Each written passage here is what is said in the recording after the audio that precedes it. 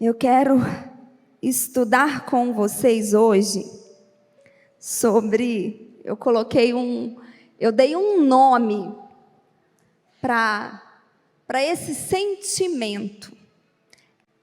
É uma visita, dois nomes na verdade, né? Duas palavras. Uma visita indesejável. Quem aqui já recebeu visita indesejável? Esses tempos atrás eu mandei mensagem para uma discípula minha, acabou o culto, porque a gente fica ali, eu sou míope, mas tem hora que a gente passa o olho assim, a gente vê as carinhas de vocês. E eu senti falta de uma pessoa, de uma discípula querida, e mandei para ela mensagem depois, né? Senti sua falta no culto. Ela, bispa, a gente estava pronto para sair. Estava assim, sabe, terminando de arrumar. Aí chegou parente na casa dela. Eu falei, nossa, mas bem na hora do culto. Ela falou, e aí eu fiquei sem graça, não tinha jeito e tal. É as visitas indesejáveis. Aquilo que nos faz parar aquilo que estávamos fazendo, que nos faz desviar da nossa rota. Sabe... eu não tenho imagem ali, eu acho que ele não vai achar a imagem enquanto eu estou falando, mas vocês vão entender muito bem. Sabe trilho de trem? Todo mundo, vocês estão comigo? Tem vou fazer só uma observação, o pastor John Bevere, uma vez eu vi ele falando isso, e eu falei, é exatamente isso, ele brinca, ele falou que as pessoas, a igreja tem que ajudar o pregador. Então, de vez em quando, você responde aí, faz um barulho, faz um som, ajuda quem está pregando, amém? O trilho do trem. Sabe quando chega uma parte assim do trilho que tem dois caminhos? E aí a pessoa, eu não sei onde que fica essa pessoa, mas eu imagino que tem uma pessoa ou um computador já programado, dependendo do destino final que se deseja para aquele trem que vai passar ali agora, ele movimenta lá a pecinha no trilho e o trilho vai para a direita, certo? Dependendo se o destino é outro, aí movimenta lá para o outro lado e ele vai para cá. Quem já viu isso? Em filme? Em desenho. Ele colocou. Não, mas você está 10, hein? Obrigada. Exatamente isso. O trem está vindo para um lado e é para ir para lá, o destino é aquele, a pessoa que opera isso aqui já sabe, já coloca para aquele lugar, de repente vai vir outro trem depois que tem que ir para o outro, ele já muda. Se ele errar, o trem não chega no destino dele. E cada distância que ele percorre, se ele tiver ido para o trilho errado, cada distância que ele percorre, ele está se afastando mais ainda do destino que ele deveria chegar. Vocês estão entendendo? E essa visita indesejável que você, que todos nós recebemos por vez ou outra, ela... se a gente permitir, se a gente não enxotar ela da nossa vida, não mandar ela embora, ela vai mudar a direção do nosso trilho.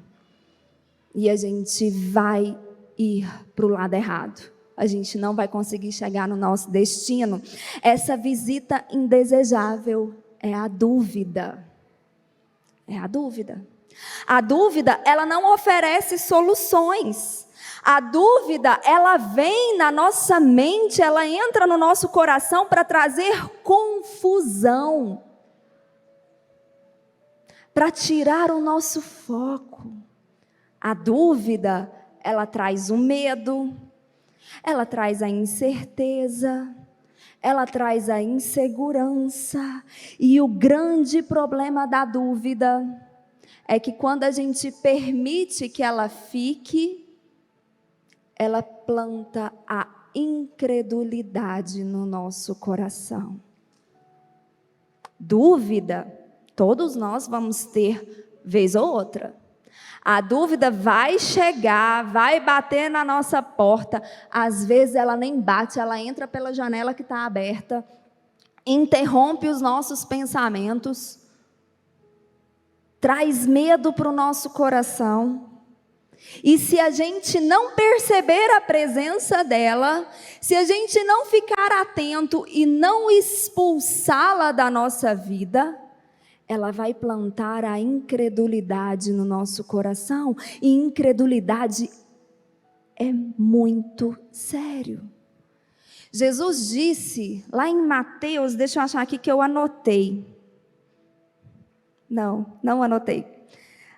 Em Marcos, abre em Marcos, que eu acho que em Marcos tem também, voltando ali para trás, eu não anotei o texto. Ele fala sobre Betsaida. Betsaida era uma cidade incrédula. E aí ele cita: ai de ti, Corazim, ai de ti, Betsaida. Porque se os milagres, se os sinais que foram operados aqui, nesse local, tivesse sido operado em Tiro e Sidom, eles teriam arrependido. O problema de Betsaida era a incredulidade, era uma cidade incrédula, era uma cidade idólatra. Lá Herodes mandou construir um templo pagão. Mas foi uma região que Jesus realizou muitos milagres, muitas maravilhas. Era em Marcos 8, a gente vê Jesus pegando a mão daquele cego, conduzindo ele para fora de Betsaida. Interessante isso, né? Jesus poderia ter realizado o milagre lá em Betsaida, mas ele queria ensinar algo precioso para nós. Jesus pega aquele cego pela mão, que não enxergava nada, tira ele de dentro de Betsaida, realiza a cura. Depois vocês podem estudar mais profundamente essa cura que Jesus realizou, os 2 toques que Jesus deu naquele cego. Ele realiza a cura e Jesus dá uma orientação para ele: não volte para Betsaida, não entre de novo em Betsaida, não se coloque novamente em um ambiente de incredulidade, porque a incredulidade é contagiosa. Ixi, gente, demais da conta. Você pode até gostar muito de uma pessoa. Você pode ter um carinho muito especial por essa pessoa. Se ela está indo para um caminho diferente do seu, se você priorizar o destino que você quer chegar, você vai precisar se afastar dessa pessoa.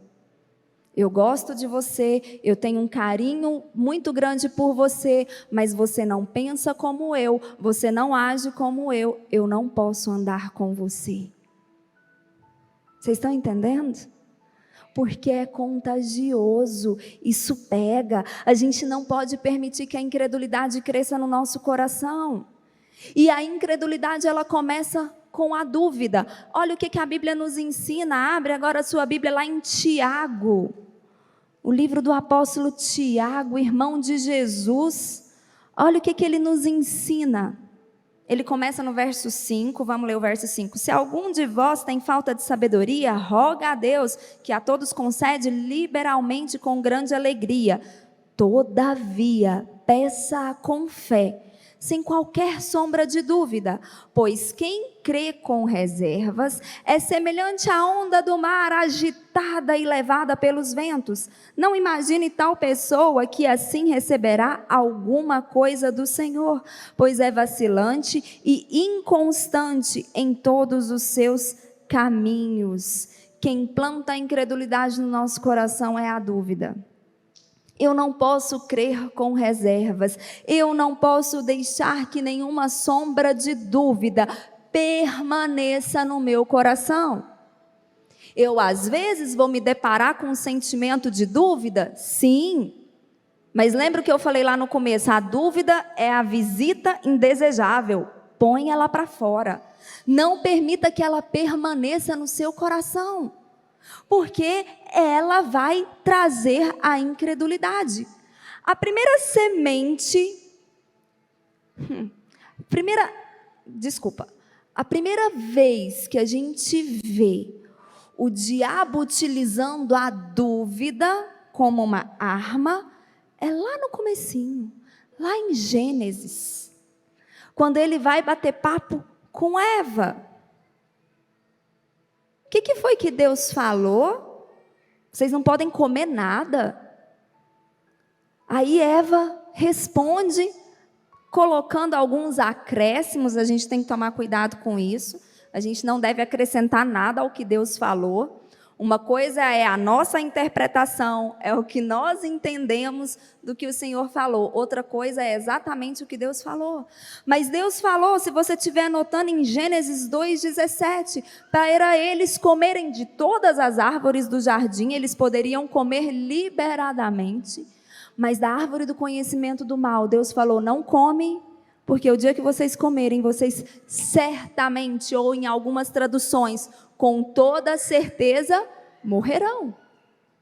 Aí Satanás chega para conversar com Eva, e ele diz, se você estiver anotando no capítulo 3, no verso 4, com toda certeza, ou certamente vocês não morrerão. Ele lançou a dúvida.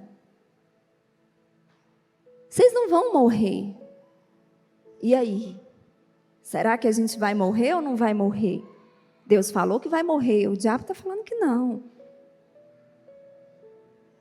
Outro exemplo que nós temos, Sarai, que se tornou Sara, começou com a dúvida. Sarai alimentou a dúvida. Vai lá em Gênesis, vamos ler esses textos.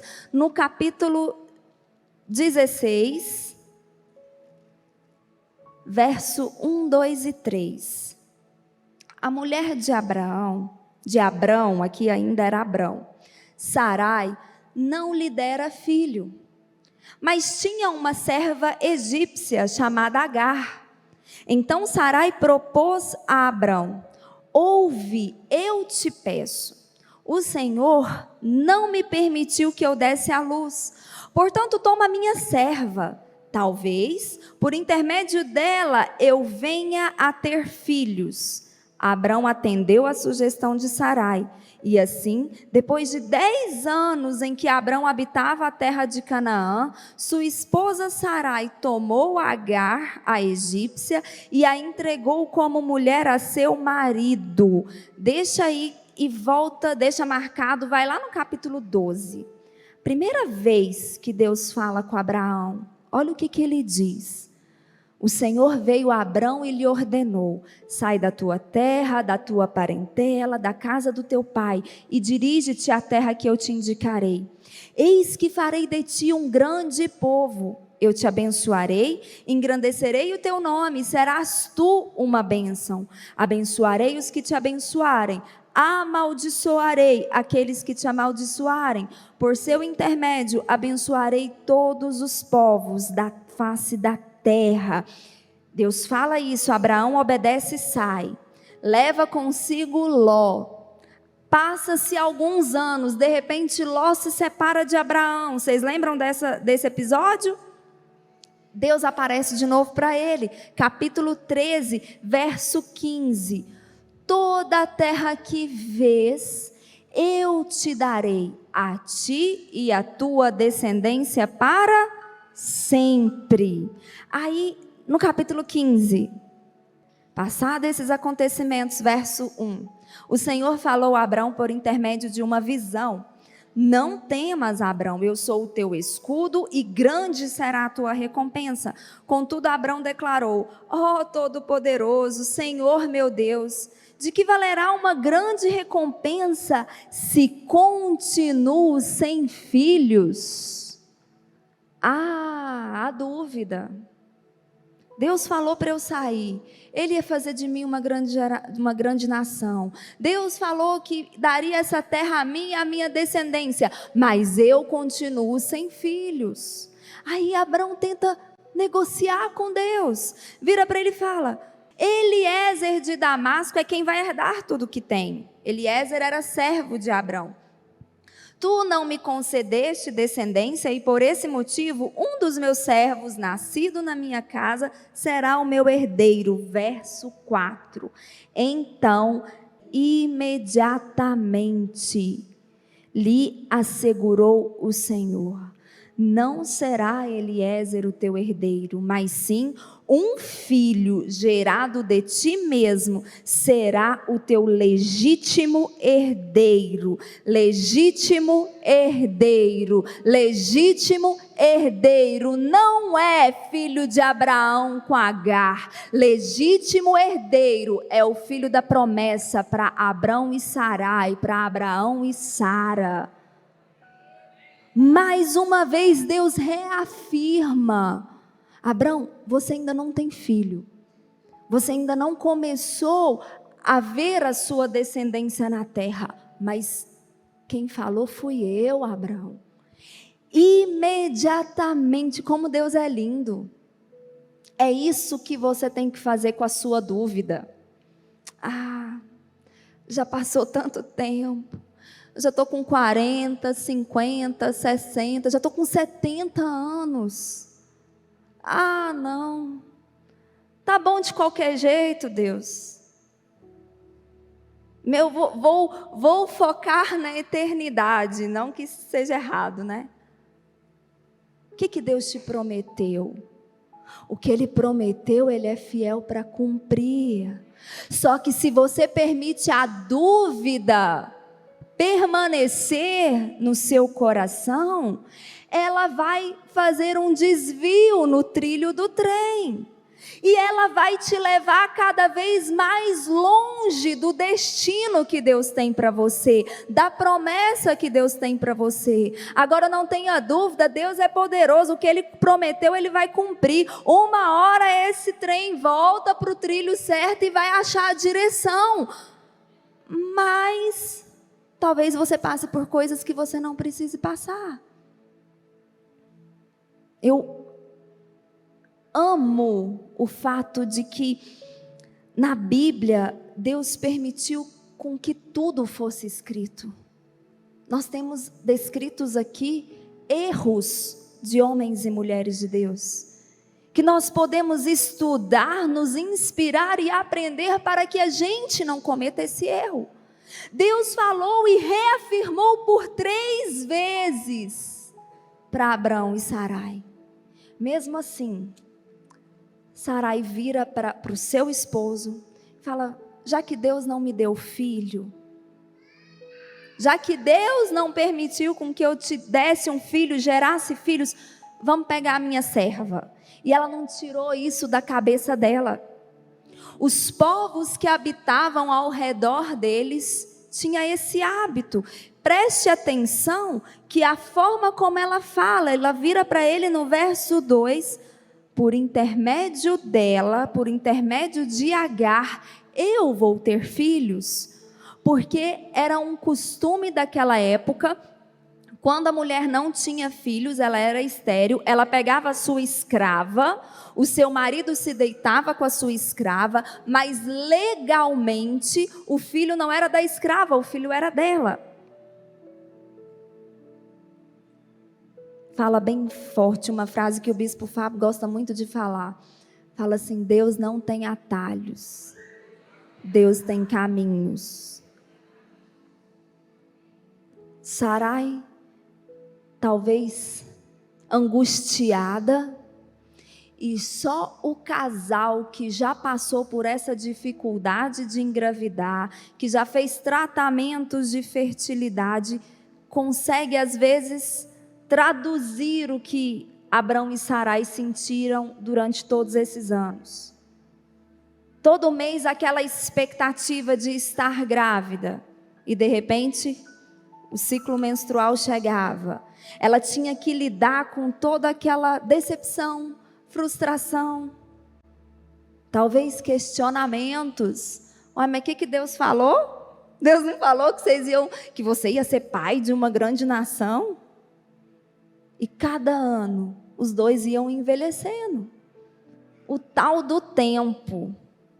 Quem aqui já não pensou, eu sou velho demais para conseguir construir algo? Quem já pensou?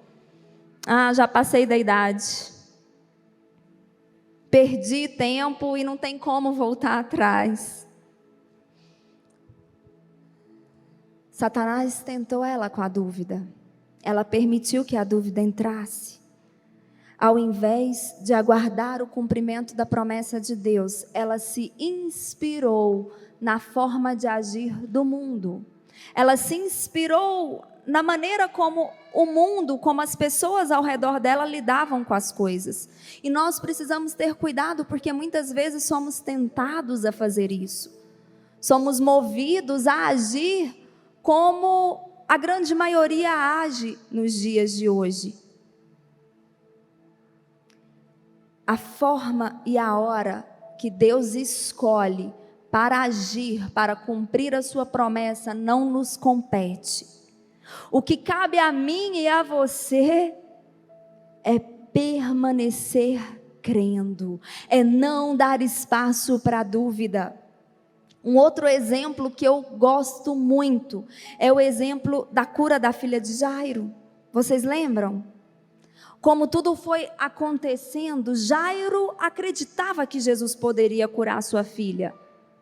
Jairo, um dos principais da sinagoga, um religioso daquela época, ele acreditou em Jesus, tanto é que ele foi atrás de Jesus e falou: por favor, minha filha está doente, minha filha de 12 anos, e ele pede para Jesus ir até a sua casa. Jesus começa a ir para a casa de Jairo.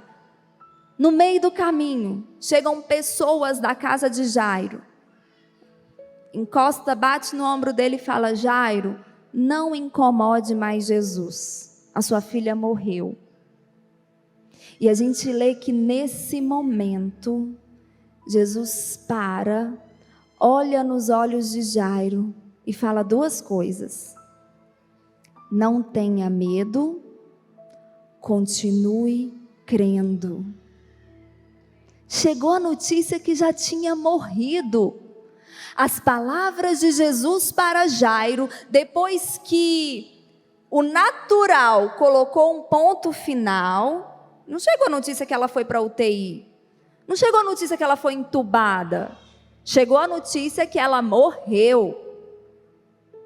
Jesus olha para ele: não tenha medo, continue crendo. A dúvida traz o medo. Não tenha medo.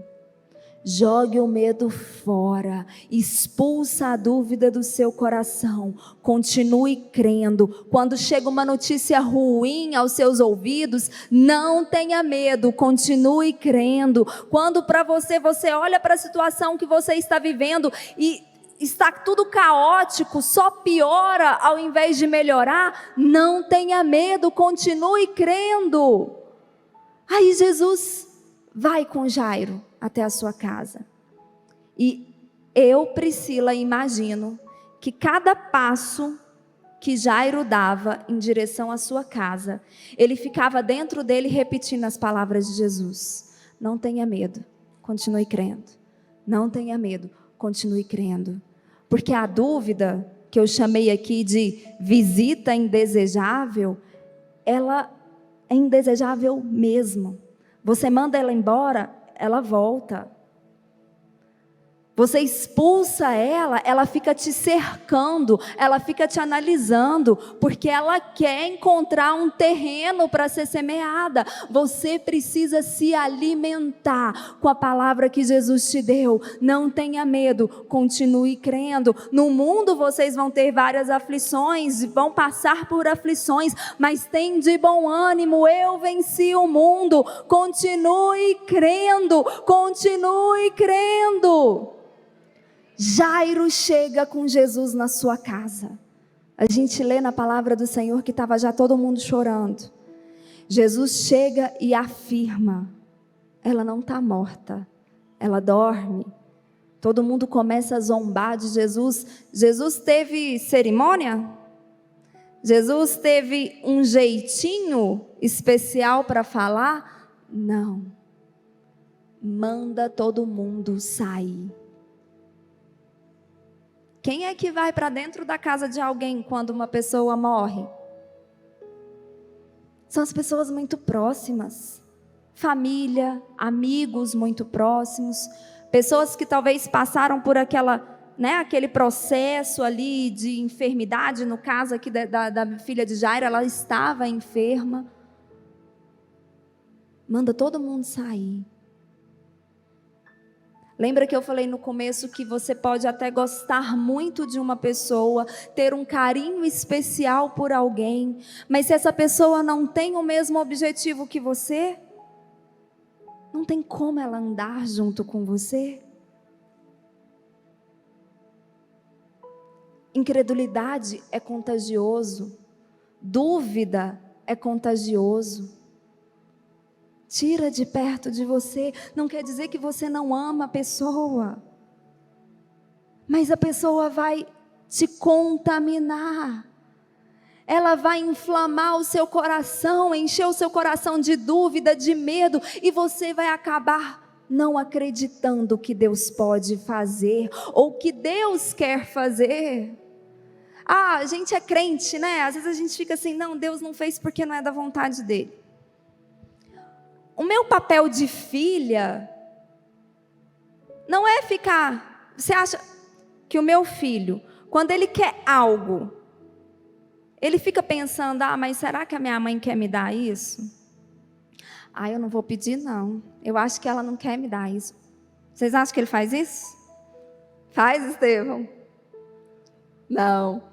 Ele pede, e ele pede. Aí tem hora que ele vem que eu já sei o que ele vai pedir, porque às vezes fica um mês pedindo a mesma coisa. Estevão, agora não é uma boa hora. Não pede nada agora. Porque a gente tem esse negócio com pai e mãe, né? Você tem que sentir ali se está numa hora boa ou não de pedir. O nosso papel de filhos é pedir. É pedir. Em Hebreus, a Bíblia nos ensina que Deus tem prazer em nos abençoar. Deus tem prazer em te abençoar, Deus tem prazer em resolver essa situação que você está vivendo. Deus quer realizar milagres extraordinários na sua vida. Ele se alegra com isso, Ele fica feliz com isso. Mas se você crê com reservas, se você tem uma fé que oscila, Ele não vai fazer. Porque é imprescindível que aquele que se aproxima do Senhor creia que Ele existe e que é galardoador daqueles que o buscam. Você precisa ter essa certeza no seu coração. O meu Pai quer me abençoar. O meu Pai quer fazer milagre na minha vida. O meu Pai quer fazer o que é melhor para mim. Mas se eu estou pedindo algo que não vai fazer bem para mim, Ele não vai te dar. E daqui a pouco você não vai nem lembrar que você queria isso. Ele opera em nós tanto querer quanto realizar. Muda o que você quer. A gente muda ou não muda? Tem época que a gente quer uma coisa, depois a gente já quer outra. A gente gosta de uma coisa, depois a gente já não gosta mais. O seu Pai te conhece. O que você não pode fazer é dar espaço para a dúvida. É andar com pessoas que vão fermentar dúvida no seu coração. No texto que a gente leu, mas é lá em Marcos, no capítulo anterior, estou em Lucas, Marcos no capítulo 7, no capítulo 8, Jesus vira no verso 15, 8:15. Jesus está falando com os discípulos, passou a recomendar a eles: cuidado, guardai-vos do fermento dos fariseus e do fermento de Herodes. Cuidado, porque o fermento, um pouquinho de fermento cresce a massa toda, não é? Herodes era o rei judeu. Era o sistema natural naquela época. A forma de fazer as coisas naturalmente naquela época. Os fariseus eram os líderes religiosos. A gente tem que tomar muito cuidado para a gente não se transformar em fariseu. Cuidado. Se você andar com fariseu, você vai ser influenciado por fariseu. Você vai se tornar incrédulo. Você vai passar a duvidar que Deus realiza hoje da mesma forma que Ele realizava, como a gente lê aqui na Bíblia. Se você começar a se inspirar e se espelhar em Herodes, você vai ser influenciado para seguir o caminho de Herodes. Cuidado. Não permita que a dúvida encontre guarita no seu coração. Expulsa toda dúvida do seu coração. Se alimente com o que está na palavra de Deus. Milagre não acontece onde há dúvida. Em Lucas, se você estiver anotando, e nós já estamos terminando, em Lucas no capítulo 1, 37. Coloca aqui pra gente, Lucas 1, 37. Porque para Deus não haverá impossíveis em todas as suas promessas. Escreve isso lá e cola, pega aqueles post-it, cola no espelho do seu banheiro. Escreve na tela, eu tenho um versículo na tela do meu celular. Toda hora que eu pego meu celular para desbloquear, tem um versículo que eu preciso lembrar dele sempre. Escreve onde você vai ver, escreve um post-it e põe no volante do seu carro. Porque para Deus não há impossíveis em todas as suas promessas. Deus é Deus que faz uma mulher de 91 anos engravidar, dar à luz, não morrer no parto, permanecer viva para ver Isaac crescendo. Deus também é Deus que pega uma jovem, uma virgem e também faz ela gerar filhos. Deus é Deus, Ele pode tudo. Ele ainda não fez.